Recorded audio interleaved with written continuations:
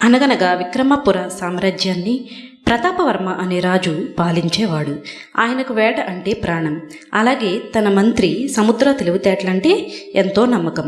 ఒకరోజు రాజుగారు తన ఖడ్గాన్ని శుభ్రం చేసుకుంటుండగా పొరపాటున చేయి జారి తన ఎడమ చేతి వేలు పడిపోయింది. ఆ రక్తపు దారను చూసి రాజు విలవల్లాడిపోయాడు.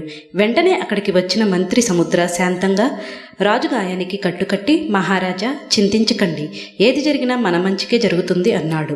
ఆ మాట వినగానే రాజుకు ఒళ్ళు మండిపోయింది.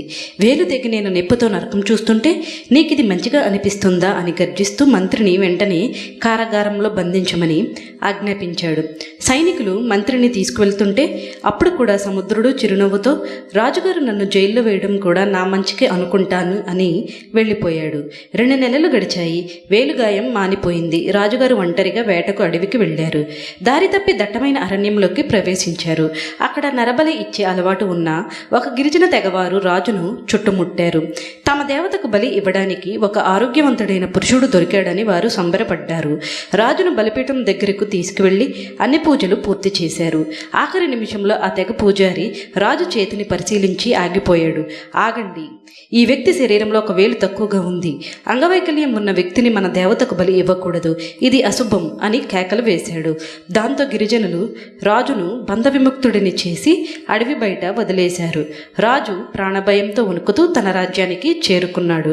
రాజభవనానికి రాగానే రాజుకు మంత్రి మాటలు గుర్తొచ్చాయి. ఆనాడు నా వేలు తెగిపోయినప్పుడు ఈరోజు నా ప్రాణం నిలిచింది అని గ్రహించి వెంటనే మంత్రిని విడుదల చేయించాడు.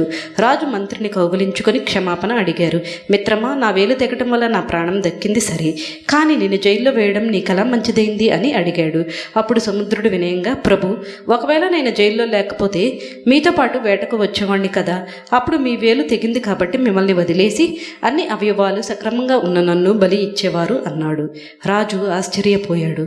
మనకు జరిగే ప్రతి సంఘటన వెనుక ఏదో ఒక గూఢార్థం ఉంటుందని, కాలమే దానికి సమాధానం చెబుతుందని ఆయనకు అర్థమైంది. కాబట్టి మిత్రులారా, జీవితంలో కష్టాలు ఎదురైనప్పుడు కుంగిపోకండి.